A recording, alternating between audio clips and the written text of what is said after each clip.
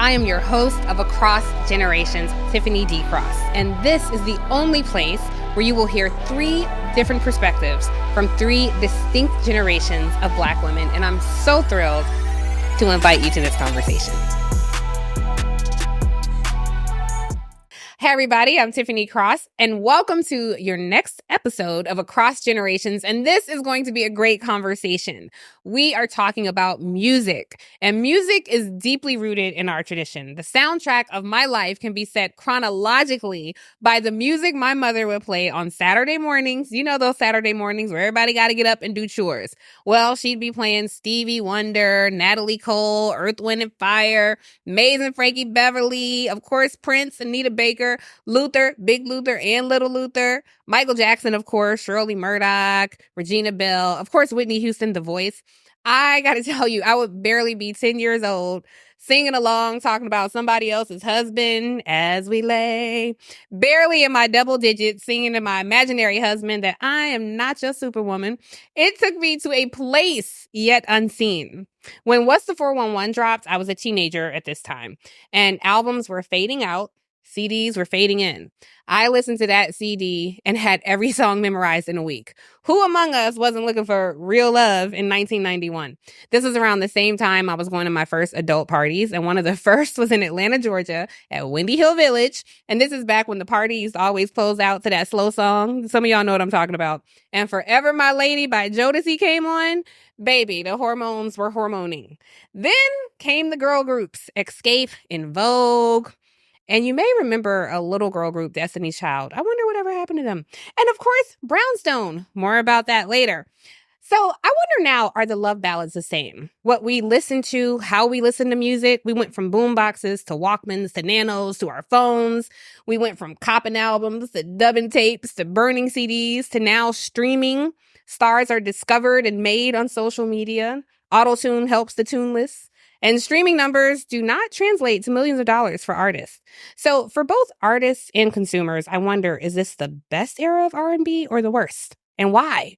And where are we going in this industry? So you guys remember like Blue Eyed Soul? Like they kind of had a place, right? I mean, you think about Color Me Bad, George Michael, Michael Bolton. Who is the guy who just died? Bobby Caldwell. I would listen to these guys and think they were literally Black, but they were not.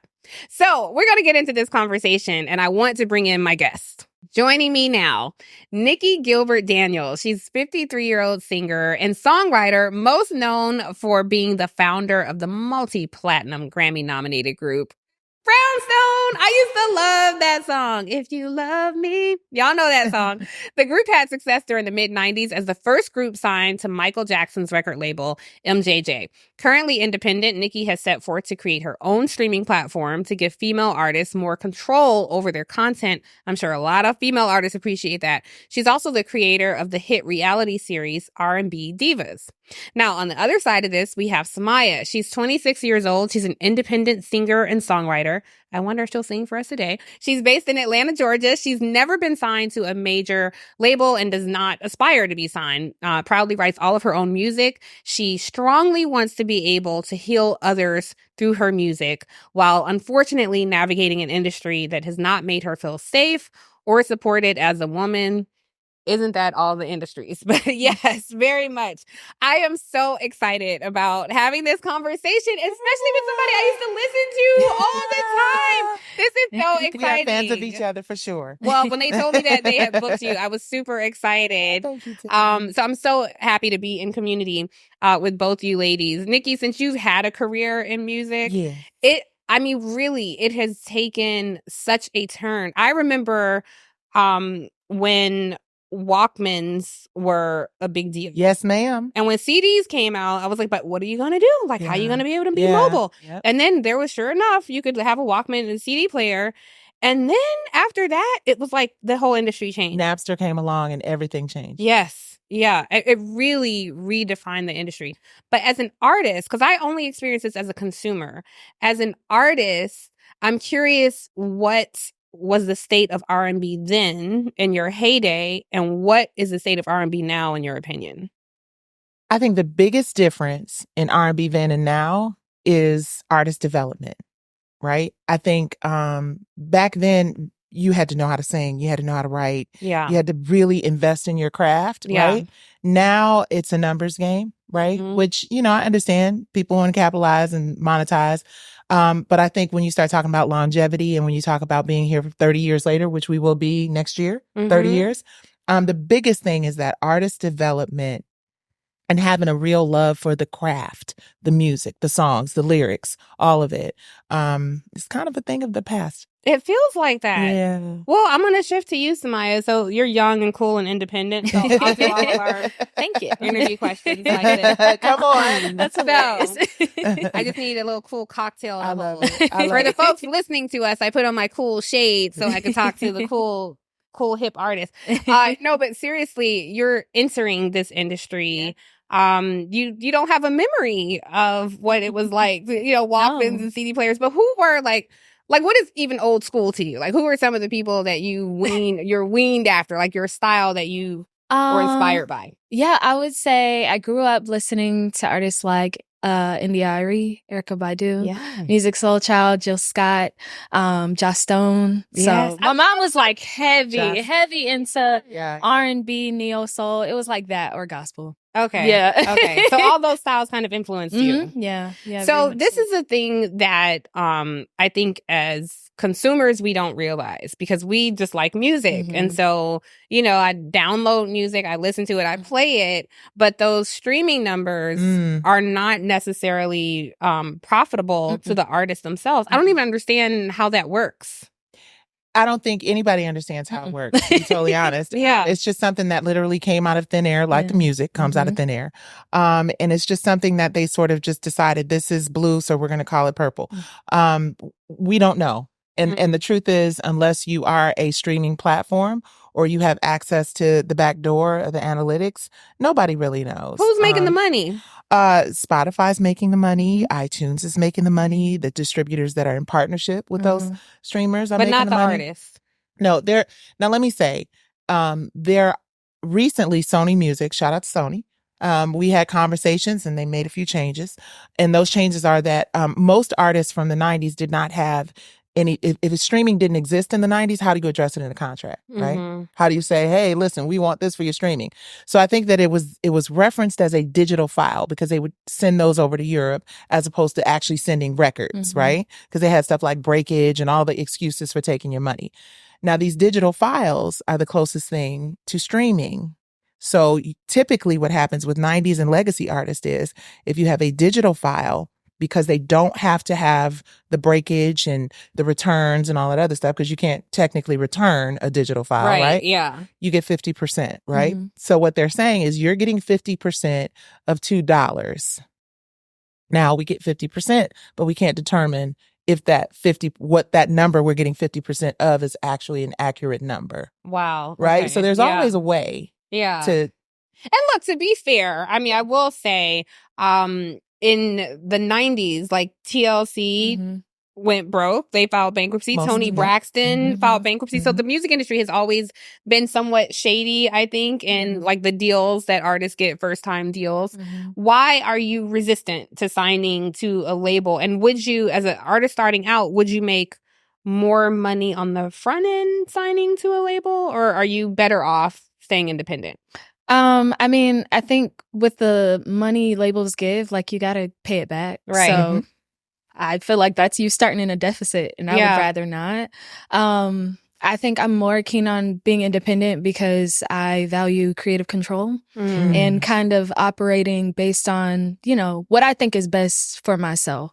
So I don't necessarily want anyone controlling me. I appreciate guidance and advice and all those things, but I still want to be in control of my path. Yeah, I completely get that. And creative control is a big deal. And I know what you mean about like how deals are structured. Somebody get Will Packer on the phone. We need to start a record label. We need to start a record label. Yes, indeed. I think that's an interesting take. Before we get too deep in the business, though, just because I'm in a mood, I'm feeling a vibe. Yeah. I just want to talk about the music itself. Yeah. Because when I think about good music, like there's music from my era, you know, like definitely the 90s girls group, like that was my era, you know? But then my mother's music was also kind of my music, you know? Like my mother had amazing taste in music. She like has this huge album collection. She gave all those albums away, but had this huge album collection. And I mean, from like Diana Ross, Billie Holiday. And this is what I notice happens in every generation. And I feel like I'm becoming one of those people. One of those, get off my lawn, kid. Every generation talks about how crappy the next generation's music is. Yeah. I find myself feeling that way, and I feel like I'm so lame feeling that way. But I remember my mother saying that to me, and she would talk about the vulgarity of it. And I'm like, Ma, you want to go dip into your stash of records? Like, what are we talking about here? But even more raunchy than that, than war and like she, you know, I'm like, I remember being little, smelling that reefer. And hearing y'all play your music at the Tupperware parties. I remember that raunchy music. But it's always been like that. Yeah. But do you, as an artist, like, do you hear some of the music today? Do you connect with trash? Yes, I do. You do? Why? I'm the old auntie who has for that very reason, like we've really become an industry that's based on numbers. So when you're based on numbers, it's just like, you know, let's just shake the nest. Let's, you know, drop it low, spread it wide. You know what I mean? It's not about the actual music, the lyrics, right?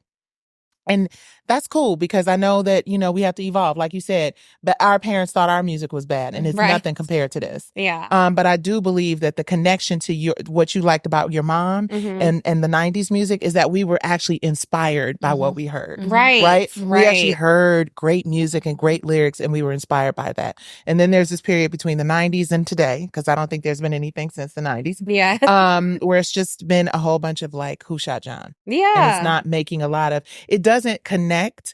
And it's clear because nobody's going out. People are going to see 90s shows, but I don't know how many people are going out to see 2000s shows like that. Maybe they are, and we just are not in the demographic to do it. Maybe, okay. Yeah, we'll ride with that. We will ride with that. I don't know, but like, I just don't think I don't. Group.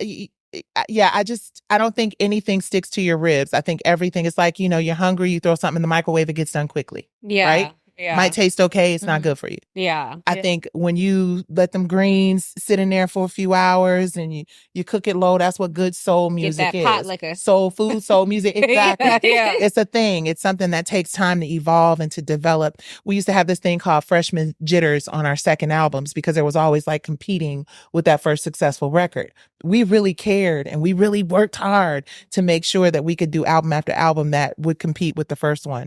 Now it just doesn't matter. It's a singles driven industry. I was going to say there's no albums. You listen to songs for 2 minutes. Honey, Grapevine is 5 minutes and 45 seconds. Now, that's way too long. But you know, it wasn't. No, it was not too long. We love Grapevine. But for you, like I said this in one of our meetings that we had talking about this show, and I was like, I don't know, I just feel like all this new R&B is just about sex. And one of our producers, Mandy, was like, how dare you? There is great music that people talk about love. And but I had to consider her point because I'm like, you know what? I don't listen to a lot of new R&B. So just what I've heard doesn't necessarily speak to me, but school me. Like, you're an independent artist, so are there people out there? It's like, no. Like, we were talking about her, the music artist, her. I think she has a beautiful voice, super talented. I definitely like her songs. My friend Carrie Champion is like a huge Tim's fan, so she like is always talking about Tim's. Outside of that, I don't know that I have a lot of current people in heavy rotation. Okay. I mean, I would recommend Alex Isley for sure. I think she would stand out. I think she said her. I think she would stand out amongst a lot of R&B artists that are just like newer. I agree with y'all. A lot of what you said, like I do think there's a lot of music that is being amplified and promoted that doesn't matter, that won't last past 2 seconds. But there are a lot of underground artists. There are a lot of R&B artists that are out here, are promoting themselves. They just don't have the machine behind them, but they're making amazing music. Like there's another R&B artist, India Shawn. I think she's based these people in LA. And I mean, her, like the soul in her voice is just, it's beautiful. Really? Okay. Yeah. So I mean, I could give you a list. I listen to a lot of different R&B artists because I love R&B. So yeah, all day long. How do we find these people though? Like when you say they're giving great music, I made the point of in the open saying that stars are discovered on Instagram. You know, they're made on TikTok. Yeah. And so I'm not necessarily, I don't live my life on these platforms. So how can I find like good young artists who are like true artists and support them? How do you find them? People like you. I want to support you. Yeah. Well, I think I'm a little different in the sense of like, because I create music, I don't go looking for music. I just allow it to just naturally come to me. So if I hear something, in passing and I'm like, oh, that piques my interest. Like, let me like explore this artist and like what they have to offer. Like there's an artist, Orion Sun. Amazing, but so underground. Like she's not she's not super amplified, but just super talented. And I think she did a Colors.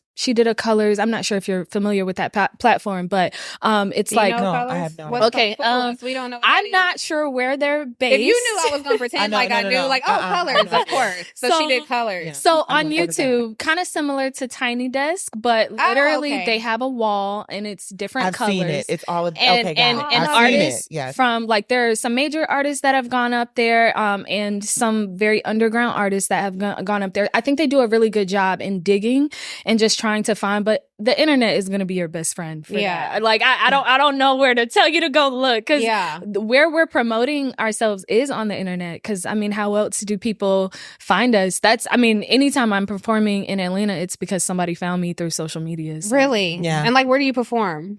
Wherever they ask me. But like venues. Yeah. Different venues. Yeah. Just around the city. I love what you said about you don't go looking for the music. Like you create. You are disciplined. You let the music come to you. Yeah. Is that how the process was for you? I think when you're a real creative, you just have to find your own voice. And a lot of times if you're going out and you're looking for other things with other people, you'll subconsciously even take something from somebody else without even reizing it. Now, we're not talking about copyright infringement. That's another conversation. But at just being inspired. Being inspired. I would say that a lot of times creatives tend to get into their own bubbles and create their own stuff. And then sort of that's how you create a sound that works for you. So that's super powerful. Yeah. When people ask me like, who do you listen to? Me. Yeah. And that's not me. That's not me being vain. It's just, I'm just like creating a lot. And it's like, I need to listen to it over and over again and kind of sit with it and experience it so that I can figure out what I want to change or, I just got to sit with it a bit. Yeah. I'm talking about how like the industry has changed, and it occurs to me the industry changed for you because like now I feel like you have to be a personality, like you very much so. And people see you before they hear you. Absolutely. And you have to have like stage presence, all these things. But it was kind of the same for you because then it was the era of music videos. Yes. And so you weren't just on stage with a mic. Absolutely. Like you had to have a fits, you had to have a dance moves down. And then, the same people who were like, this music is trash. Like those people were like, we didn't have all these music videos. You just had one mic and 5 people on and a radio and DJ. Right. This jockey. Exactly. So the industry is always changing. So I don't want to become a curmudgeon. But as you were talking about those people, I was trying to think of like who I listen to. There's a independent group, Tank and the Bangers. Yes. I love them. I love them. They're so good. Okay. You would like. Okay. Because they're an independent Naomi group. Sharon? Yeah, I've heard of her. She's dope. Yeah. Okay. Oh, I need to. That's one that. I literally happened upon her. Yeah. She's dope. She's very like in a Sade pocket, which is why, to your point, you have to be careful about what you say. And it's interesting because she did a Sade cover, so it's kind of like hard to unhear. And you don't want to typecast. You don't want to be typecasted. You want to just represent yourself. You know? So yeah. Well, where do you think the industry is going? Because we talked about like where it's like where it's been and where we are now, but for a younger person who's navigating this space, where do you think it's going? I I think we're doing away with superstars or like the Good mega stuff. stars. The celebrity culture Yeah, I event. don't think that's going to be much of a thing anymore. I think it is going to start being more of like, you find the artists that you really appreciate. You kind of find your niche, and you dive into that. I don't think it's going to be like, oh, you're like touring all the time. Or if you are, it's just very like small, like more intimate spaces, which I kind of would appreciate. Really? Honestly. It does feel It's like more it's authentic that way. Yep. Yeah. Mm-hmm. Yeah. How do we feel about award shows, like the Grammys, for instance? Well, you are a Grammy winner, Grammy nominee 2 times. Yes. 2-time Grammy nominated artist. Yeah. Mm-hmm. How do you feel about the Grammy? I feel Or award shows in general, but I feel like award shows in general have become opportunities for corporate sponsorship and corporate placement, right? Mm-hmm. I think it's more based on relationships with labels who have the money to make sure that this artist is up front. And I've been in some of those rooms where we're supposed to be. I've been invited to be in that circle of people who are like, hey, this is a really important record to amplify. And it still ends up being, well, yeah, but this person over here sponsored 5 commercials. So we're going to do, I think it is disappointing to see that it has become more of a marketing opportunity for corporate, situations than art. yeah. How about you? I think I've always been told to care about that stuff, but I just naturally didn't. Like, if I won a Grammy, okay, great. But I think because of the purpose behind like why I chose this path of like pursuing music, what I'm trying to do with music is far more important than an award, Well, I have to tell you, as a consumer, I can't tell you who won best album last year. Yeah. Or the year before that. Or the year before that. Right. It won't No influence idea. if I buy that album or not. Mm-hmm. But I do download and like stream a lot of music, and I wonder, am I part of the problem as a consumer? Am I helping to destroy this great medium that has meant so much to Black folks, I don't think so. I think, again, it's one of those situations where if that's what we're exposed to, because that is what the corporations have put the money behind, making sure is on the front of the streaming sites or whatever, what can you do except to word of mouth? Jill Scott is a classic example of, I think, the last time a word of mouth project really made a difference. Because if you think back, and you're familiar obviously with Jill Scott. Okay, I think her first album was Who Is Jill Scott? And the whole campaign was, we didn't know this was Michael Jordan's label. We didn't know, we hear this music and we're getting into the music before we even see who the artist is, right? And then we're like, she changed the game. So I think when you have an opportunity to have authentic marketing where people can really just immerse themselves in the art, and it's not all about the commercial stuff, we get back to that, we're good. But right now we're just, most of the people in the audience at the award shows are corporate guys who bring their friends to see all the people on stage. It's just not, it's not real. Does fame have a negative impact on creating art? I think my first thought is yes. Like, I think you see people kind of get into these spaces and get this notoriety, and they flip on a dime, or they change, or some people might say, oh, it was always in them. I think fame can be good if you stay aligned to like who you are. And I guess if you're a good person, let me say that first. If you stay aligned to like who you are, and you are trying to use your influence to positively impact the world. But I think it has become an extremely terrible thing. It's become a popularity contest, and I feel like it's become a bit dangerous. Yeah. Absolutely. Yeah. Well, Nicci, honestly, tell us, did fame change you? Hell no. No. Are you at the height? Not at all. When people running out. Let me tell you something. Yeah. Let me tell you something in real life, and I thank God for it. Number one, I always kept family around me. So when I moved from Detroit to Los Angeles, I brought family with me. I hung around family. I took care of my sisters and my cousins, and come live with me in LA. I never got caught up in it. Now, like, I have 1 or 2 industry friends, Faith Evans, not to name drop, is one of them, but we knew each other before she became famous. And she's very yes, absolutely. And she's very anti-fame. Yeah. Right? She's very regular, Very regular, regular. You know what I'm saying? Fizzy from Brick City. What up, y'all? So I never allowed myself to get into it because I've always known that it was a vapor. Anytime, it's funny because people talk about wanting to be the most famous person in the room. there will never be a person or people more famous than Prince or Michael Jackson. He wrote Slave on the side of his face and took Warner Brothers to task. Michael talked about it at every turn.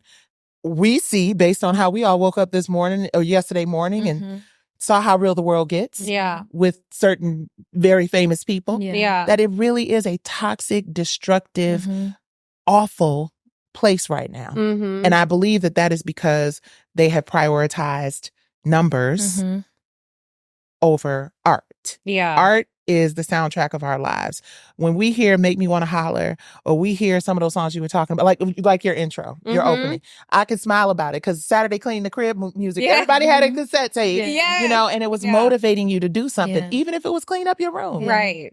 Yeah. Like you talked about, I tend to agree with you. There are very few songs about love like that. Ribbon in the Sky, where is the Ribbon in the Sky today? Where is the Rocket? What is it? Riding in the Rocket? Where is anything written by Stevie Wonder? We don't have it. For the folks who are our audience, I will invite you. Like, if there are people, I don't know, because it could be that we can don't know. Tell us. I know people say October London, but I just feel like that's just kind of like, you know, no shade, but I just feel like it's to your point. It's been done, and he's a really talented artist, but you want to stay unique. Yeah. Let us know who we should be listening to. Like, I'm I don't know. You got to tell us. The audience. I don't know. Because I'm listening to The Groove on Sirius XM. It takes me down. I'm trying to think of like the last like love song where it's like, oh, you want that to be your wedding song, and I think that was like by Major. This Is Why I Love You. Like, and that came out so long ago. So I mean, that's what I'm saying. Like, I do agree with y'all. Like, it is missing. There's a lot missing. The music is changing. It is. I think about like some of the songs I listen to, and I talk about it. I really did not know what I was singing, but you know, you would have thought, right? You would have thought I had been through a divorce, had an affair, like Shirley Murdoch and Karen White, when they were taking my little 10-year-old self to places that I didn't even know. I felt it, and I wonder, like, who are the artists that take younger people to that place now? And you know, I don't know. Erykah Badu, who was also a game changer, I think, absolutely, 100%. One of my favorite songs, "Liberation," and it's a song that Erykah Badu did with Outkast. And it's I think I can't remember the album it's on, but it's an Outkast Erykah Badu song, and there's a line in it where she says, "All you want to do is give the world your heart. Record label try to make you compromise your art." And I think so many artists can probably understand that.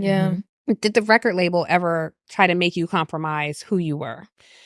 Okay, so yes, from the perspective of, you know, outward appearance, right? Creatively, we had creative license. I wrote maybe 80% of the records. Thank God they allowed us to do it. And because we were signed to Michael Jackson's label, I think that there was a certain sensibility that we, you know, that he had, that we were able to benefit from. Did you work with him? Right? Directly? Yeah, well, we worked with him, not like we're in the studio, like, hey, Mike, what you think of this song? But he did get, you know, and that is where I have to say they gave us freedom, because they allowed us to move to New York, and they would introduce us to all of these producers, and we would just go in and vibe. And that's when albums took a year to make. Because it was a body of work. It was a body of work. Now, when you say they allowed you to move to New York, is the record label paying for you to move listen, to New York? Here's the thing, honey. We were doing car services and all kind of sugar honey iced tea. And then you're like, okay, that car service that you had for that year and a half, that's $569 million.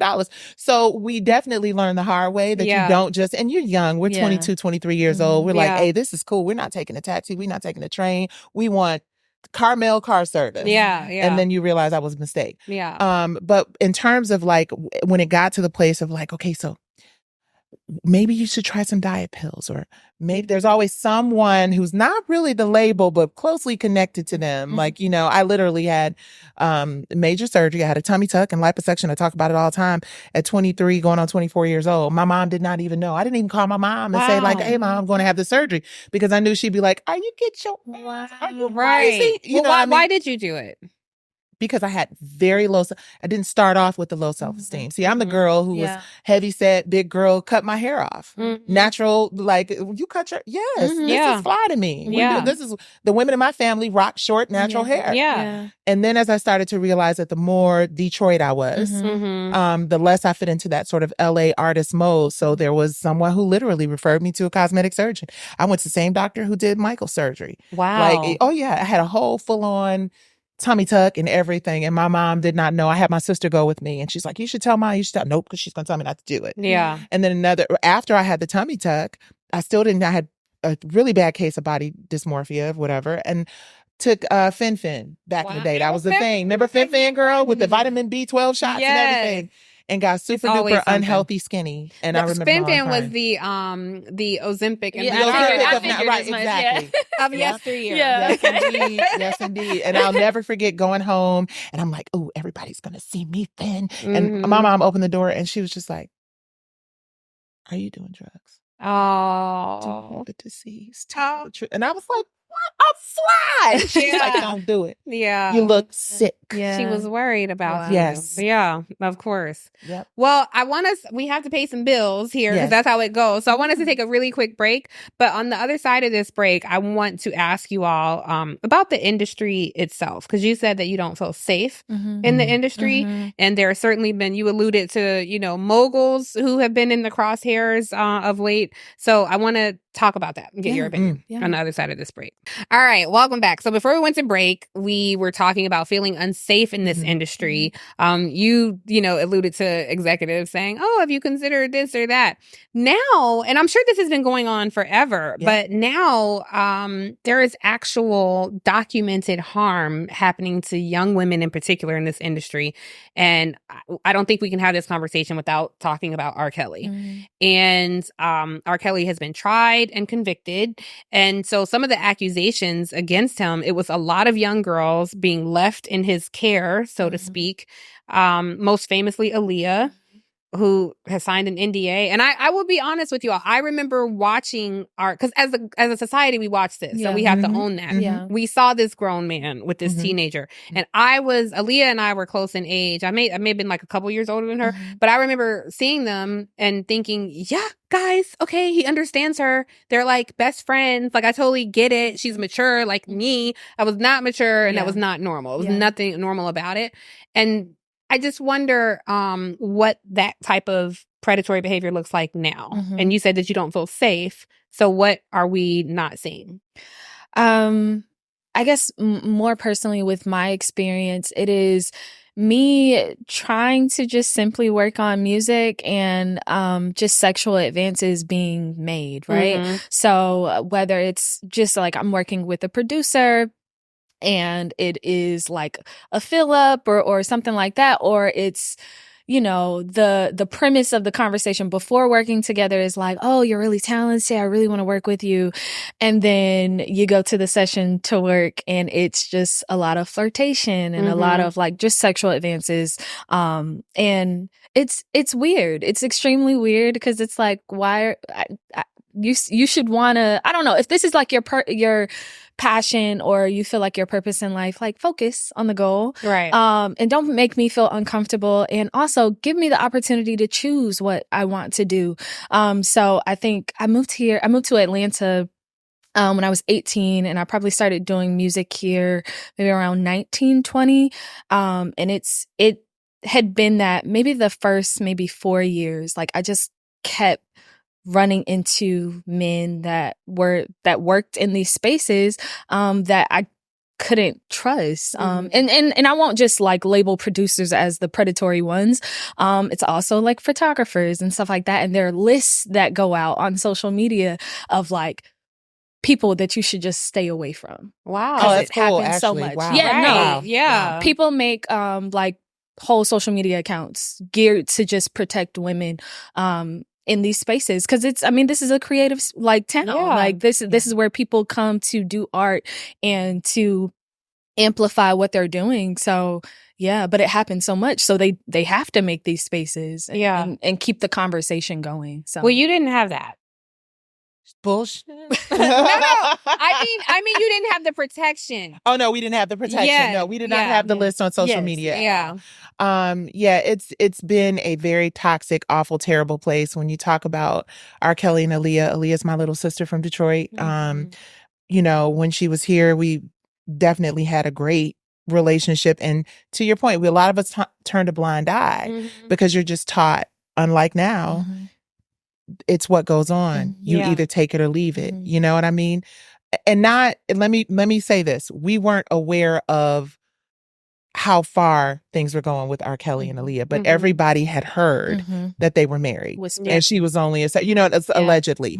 I don't know. Was there a marriage certificate? Yeah, I believe so. There was? I Okay. believe so. We'll fact check that, but I'm pretty sure there was. And it's terrible because you grow to have the industry love for these people, right? Because every time I've ever met Robert, he was nothing but polite. Yeah. I thought he was a musical genius. I remember sitting in the studio with him, having him play a record that was so phenomenal. It was like the South African choir. I was just like, what can't you do? Everybody hears I Believe I Can Fly. Yeah. And you're like, oh my God. And you don't know that he's been enabled by a lot of people in this industry to have really destructive, toxic behavior towards young women.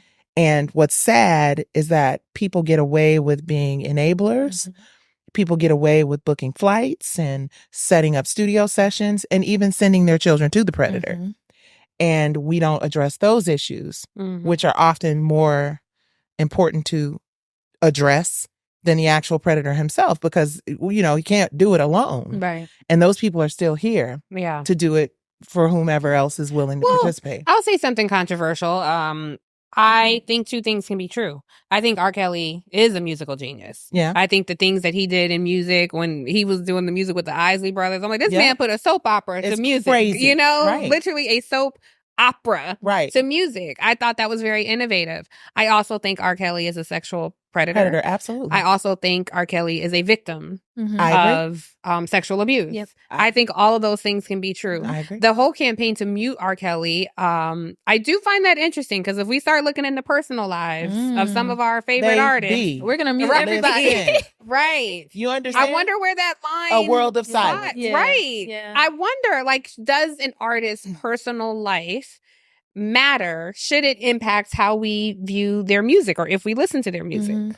Again, that's where you get into artist development and holding these executives that give these people deals responsible. You cannot tell me that the first that anybody's ever heard of what R. Kelly was doing was when we all heard of it in the news. Yeah. And if you can't get to, it's like, you look at all these shows where they got to get to the queen bee, or, you know what I'm saying? Get to the hive. Forget about these minions. Get to the hive and it'll all stop. Yeah. That is what this industry has become. It has become a place where we have to name the problem in a much bigger way, because now it's gone from R. Kelly to the next, to the one we heard about yesterday. Okay, well, let's talk about that. So, Diddy has been accused by Cassie, an ex-girlfriend whom he dated for 10 years on and off. And the New York Times, I think this was in December this dropped. I can't remember, but it was months ago, dropped an expose, if you will, about what she allegedly endured with Diddy. Things have since escalated. I can't remember what agency, maybe the FBI, they raided his LA Homeland Security raided his homes in Los Angeles and Miami. By the time this airs, we don't know where this story will be. Right. I do want to make it clear, he, as of the time of this recording, has not been charged with anything. And so we don't know what happened. However, some of the accusations that have come out about him and how he was treating women around him are quite disturbing and also quite consistent with some of the nightmare stories that we're hearing about this industry. I just wonder, is there a safe way to enter this industry and still be in community with powerful men? No. Yeah, I was gonna say not at all. I mean, what's the solution? More women need to be moguls then, perhaps. Sure, but I mean, women are capable of these things too. Really? Give me an example. What do you mean women are... I mean, women can be predators too, right? Yeah. Like it's not just... What does it look like when it's a woman? Sexual predators? Yeah, it can be sexual. I mean, I guess that's more victims of like... creating victims. Yes. Yeah. Because I mean, the start of R. Kelly's story is his sister abused him. You know what I'm saying? So I'm not going to say it's just a man thing. Now, we are focusing on two men, and for sure. But yeah, no, I think I don't know. It's just become extremely dangerous. And I think one of the conversations that I have with my sister kind of surrounding this topic is like, anybody with money has power, which means they have access. And sometimes having too much access means you kind of fall into this idea of like, I can do and get whatever I want.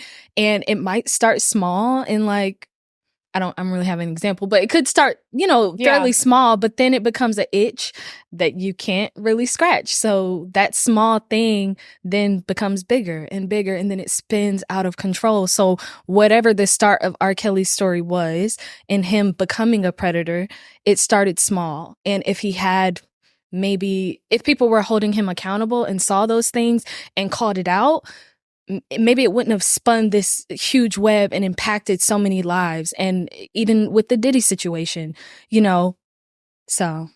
It's interesting that it's like sex, drugs, and rock and roll, right? Yeah, like these are the prevalent things Yeah. in our spaces. And I just wonder, like, what is the way to produce great music, offer consumers great art, be paid a fair wage, be fairly considered to be honored for your work at award shows, and to manage to do this without, having to file bankruptcy or be raped or assaulted, like, is that possible? Yeah, it goes back to what you said about, you're absolutely right. Women can also be predators. But what I found is, and Shanti and I were just talking about this, if there were more women in positions of power, now we got to understand what power is. Yeah. The ability to say, this does not go to air. This is not going to, we're not going to play this on the radio. Now, I hate to put on my auntie hat, but I have to say, a woman by the name of C. Dolores Tucker warned us about R. Kelly and Diddy and hip hop and Pac, and they made a song, I Wonder Why They Call You Bitch. Yeah. And dedicate, you understand what I'm saying? And it wasn't just C. Dolores Tucker. Dolores Tucker. It was the mothers of the civil rights movement, Dionne Warwick, Melba Moore, a bunch of women who, because the reality is, there are far more men who engage in these activities than women. Yeah. And typically, women are going to have this, let's really talk about whether or not this is what you want to do. Let's talk about whether or not this lyric is going to fly. Yeah. So once you've allowed those lyrics to penetrate our audience, like we talked about Saturday Cleaning the Crib music. Once you've been called a bitch so many times. Once you've been called a hoe so many now times. It's normalized. It has been normalized, right? Yeah. And we have shown them that we enjoy dancing to music that basically destroys our communities every single day. They're like, all we're doing is capitalizing, monetizing off of what you guys are telling us that you enjoy, right? Yeah. I danced around to Luke Skywalker and I was gonna say, but we were dancing to the beat. Yeah. And if the lyrics were different in the same cadence. Yeah. Well, I mean, but there were songs that I danced to that I liked. Like, I knew the lyrics, Luke was definitely one of those. I mean, in Atlanta, like, bass music was a thing. That's it. But I can't lie, like, when Lil Jon came, I was definitely, like, out there, like, to the window, to the wall. Right. Yeah. So I don't know, but I do want to address what you said about C. Dolores Tucker, because this was a big deal when this happened. Yeah. And I think a lot of Black men felt attacked in the same way that women were feeling attacked. But Black men felt attacked because they were producing music reflective of their environment. And that's another thing. It was more authentic then. It wasn't like this commercialized hip hop, let's invent this poverty story, even though you weren't ever poor. Right. These guys were like from the hood, and they were saying, this is what we deal with. And they were, calling women bitches and hoes. And in their mind, like, they weren't around C. Dolores Tuckers, like but you make a song called Fuck the Police and they say, no, you can't do that. Right. But never, no, you can't call a woman a bitch. Right. That I agree with, because to me, then the challenge is, it is a white run industry where the power rests solely in the hands of white people who don't have a problem with that. That's it. When Fuck the Police came out, it was an anthem. It was a rallying cry. It wasn't about a beat. It was about survival. It was about sheer survival. And what happened to NWA, moments before they recorded that song, they were assaulted by police officers. So you kind of got it. And I just want to make this point, because I don't want Black men to feel attacked here. Brothers, we're not attacking you. But I do want to make the point that when you were going through that and you were being oppressed by, this system and by white male faces who are a part of this system, and then you had this group of Black women come out and saying, shame on y'all for doing that. I can imagine that hurt. There's some pain and healing that needs to happen. But it hurts when you are outside after the street lights come on and your auntie tells you or your grandma tells you, could you hurt, you know? Yeah, I mean? yeah. And maybe as hard as it is for Black men to accept the criticism from the old aunties telling them how they should be, at the end of the day, most of them, after they became moguls, they didn't have that mentality. Yeah. Once they grew up and they realized, you know what, Auntie Dolores and Auntie Dion were actually right. Yeah. Right. So that goes to it basically touches on a bigger issue in our community, which is the respect that we have for our elders and the people who came before us, and the people who are saying this because they see what you don't in your 17, 18-year-old testosterone driven mind sees. But these folks are going to allow you to say whatever you want to say and do whatever you want to do because they can monetize it. Right. And the fact is, I don't think what she was trying to do is to say, don't speak from your lived experiences. I think what she was trying to do is say, number one, it's not going to age well. Number two, can we make sure that young kids who are not out here at the level that you are, there's a parental advisory sticker or whatever the case may be, and holding the companies accountable, putting some of the onus on these executives and these labels that are making millions and millions of dollars out of what we now off of what we now see is the destruction of our community, whether they felt attacked or not. The reality is they were absolutely correct. Yeah.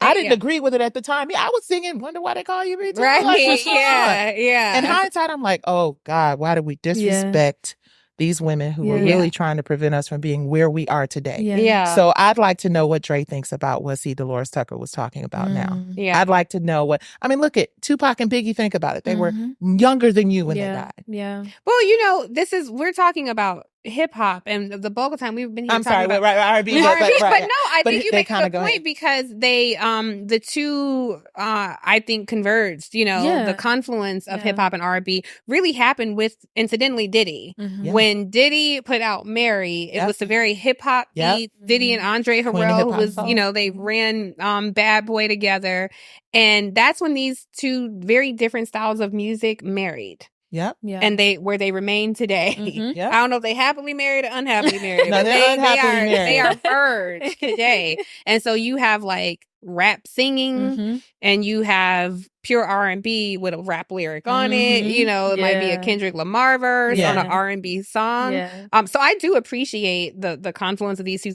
styles of music, but some of that like rugged edge hip hop kind of infiltrated R&B for sure, where like ballads went away and it was more direct and like the poetry of it, the allegory of R&B went away and it was more like bust it wide open for me, and it just became a different industry. But again, audience, if y'all know people we should I'm just saying, then tell us. Think about all the labels. Death Row, like what are you? Okay.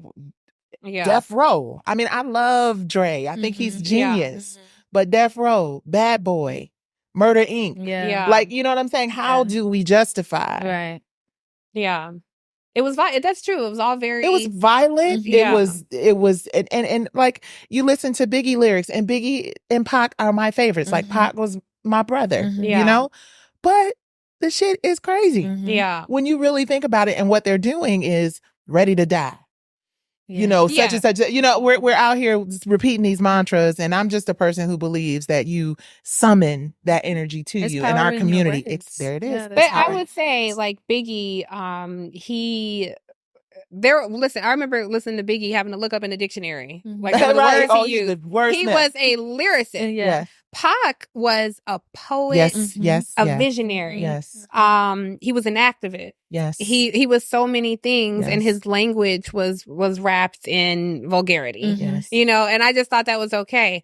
I think now with R&B and hip hop, kind of combining forces, I have not anyway heard a lot of songs of activism. Like I remember Brenda's Got a Baby, which was, that hook was very R&B. Dear Mama, very much. And then, Jodeci started performing with like hip hop artists, and now it's like that happens all the time. It's not even a big deal. Yeah. And I remember, just thinking like, where are the songs that are speaking to an issue? Yeah. You know, because you can do that in R&B too. Like Marvin Gaye, what's going on? You know? Yep. Wake Up Everybody. Like all these songs that were kind of message songs. I don't see them. But perhaps our new young artist there is a lane right there. She's in here like, I got not that everything has to be like so super inspirational and motivational, but love in and of itself is like inspiring. It's a thing. Absolutely. Yeah. You might have a whole catalog. Well, no, I don't know about that. Because I'm over here like, while you're speaking, I'm like, who can I think of that has made like maybe a motivational song? And I think the song that came to mind was like Rise Up by Audrey Day. That's so I'm like fairly, newer. I know in the last couple years, I don't know. But yeah. Well, but I'm sitting here. I don't mean to impose, because I'm sure people impose on you all the time. But would you all like to hear me sing? Yes. No, I'd like to hear you all. You do not want to hear me sing. I cannot carry a tune if it was weightless. Okay. Beauty before age, honey. I was only asking that to be polite before I asked y'all to sing. So she says to the young lady first, sing us one of your original songs. I would love to hear it. I want to see like what, because I'm writing like new music, so I'm trying to think what do I want to. Lord, you put me on the spot. I might forget my lyrics. Sing the song that you know the best. You don't have to sing the whole song. Like just a stanza of one song. We can't pay for a concert. Okay. I'll just do something that like I kind of wrote to like inspire myself. Okay. Do you want me to sing backup? Or are you good by yourself? Well, you say you didn't want to sing. So I don't want to mess up your notes. See how they do? Like they just robbed you of your whole moment. Okay. You are a rose, yeah. You are a rose, yeah, yeah. You are a rose, yeah, yeah. You are, yeah, you are, yeah, you are. You are a rose, yeah, you are a gem. You need attention, but not from him. He's not the answer, he's not the truth. Steady lurking, but wants nothing from you. All of his actions reveal his truth. Baby, the interest is you. But he's inconsistent, steady, got you tripping. I'm like messing up. I love it. You are see, that is a beautiful, inspiring song. Singers always I love it. Messing up. It was amazing. I'm like, I'm used to that track and all this. It was very beautiful. And as you were singing, I was thinking Lauryn Hill. Lauryn Hill. Oh my God, girl. Girl, like she blessed us. And we see what happened. Yeah. I'm sorry, that's Lauryn Hill. No, that's. But no, we see what happened there. And the other thing is, other cultures don't have to do it. The other folks don't have to sing those songs. Yeah. I still don't quite know what happened with Lauryn Hill, but I know it's some trauma that she was overcoming with a lot in the industry and love industry life full and of men. Yeah. Speaking of, what would you like to sing for us today? I'm gonna hit y'all with just a few bars of the Old Faithful. Okay. I don't wanna rain on this parade, but I'm starting to question the love that was made. I'm not looking for just an affair. I want a love that is based on truth, not just dare. Come on, Tiffany. You will not hurt my pride. And if right now you decide that you... I won't there sing you by go, myself. there you go. Yes. Okay, I just want our producer to know, I was mouthing while you were singing along. Can we dub that voice over? Absolutely. Okay, and make it look like I was singing? Yeah. Okay. That song still takes me right back to like... Artist developed. Yes. I honestly, if I could sing, I would sing all. I would have sung the whole interview if I could sing. So I know what it's like when people are constantly asking you to share your gift. I want to thank you both for sharing your gift, not just your beautiful voices, you songbirds, but just your gift of wisdom. Thank you. And your gift of hope about where music is going. I feel inspired. I look forward to hearing about new artists and all the people that the viewers are going to tell us. And so it's been just a pleasure. Yes, and it's so indeed. honored to be in your community. Same here. I get to meet people who I just so loved and admired. So and this I really is a necessary conversation. So I appreciate such an important conversation. What was the name of the song you did? Well, it's not out. It's this not is out. just a song. This is just a song that I wrote for myself. The music that came to you. Yeah. Well, when you put that music out there, we were your debut audience, and we love it. Yeah. All right. Well, this has been a great conversation. I thank you, ladies, so much. We'll have to have this conversation again. I think we might have to do one on hip hop. Oh, it's gonna have to be. Yeah, exactly. Because we might have to do a part 2 on this one. So, for the people who just heard you belt out that beautiful tune, where can we find you? How do we get your music? Yeah, so I'm on all like music platforms, so Spotify, Apple Music, anything like that. My latest project is called Oasis. It's a 3-part project, 9 songs. 9 minutes is like very, very, very short, but a good dose and an experience. And then you can follow me on social media at SiMaya. That's SiMMIE SiMaya. I love it. Beautiful. And are you in the studio these days? Well, yes, we are. The song I just sang, If You Love Me, turns 30, October 24th. No. Are you kidding me? It turns 30. Oh my God. And then our album turns 30 January 10th. That song is older than you. Yes, it is. Yes, it is. Yes, it is. Wow. So we're excited about releasing a new 30-year version of our album from the bottom up 30 years ago. Yeah. And Brownstone official everywhere. We're on the road. Okay. We're excited. We have a show with TLC this summer in Atlanta. Come check us out. Yeah. I love it. Now you're saying that the 30 year edition of this song is going to be out? We're covering, remaking, Taylor Swifting. Yeah. Okay. Our first album, which came out January 10th, 1995. So January 10, 2025, we're releasing a new record. Okay. And the single we're releasing in advance of the record. We're going to do an old school thing. Put a single out, then let the album come in October. Now, how should we get that? Because I would BrownstoneOfficial.com. Okay. We're streaming it on a streaming platform. Okay. Worth Media, Women in Reality, Film, Music, and Media. I love it. So WIRF Media. Okay. And so that's the best place to get it. That is supporting the artist. And, all right. Absolutely. We will definitely. We might even put out a record. We might throw back a CD or an album somewhere just for people to have it. As put out that vinyl. Yeah, want to hear that vinyl. Yeah. All right. Well, thank you guys. I know you probably have a lot of thoughts, so please be sure to rate and review Across Generations. Let us know what you thought about this episode and what you think about the series in particular. Also, I'm a crazy neurotic person. I read all your comments, so drop us a comment if you're watching this on YouTube. Be nice and let us know what you think about the show, and just weigh in with some new artists who we should check out on Instagram, YouTube, wherever you catch us. And we will see you next time on the next episode of Across Generations.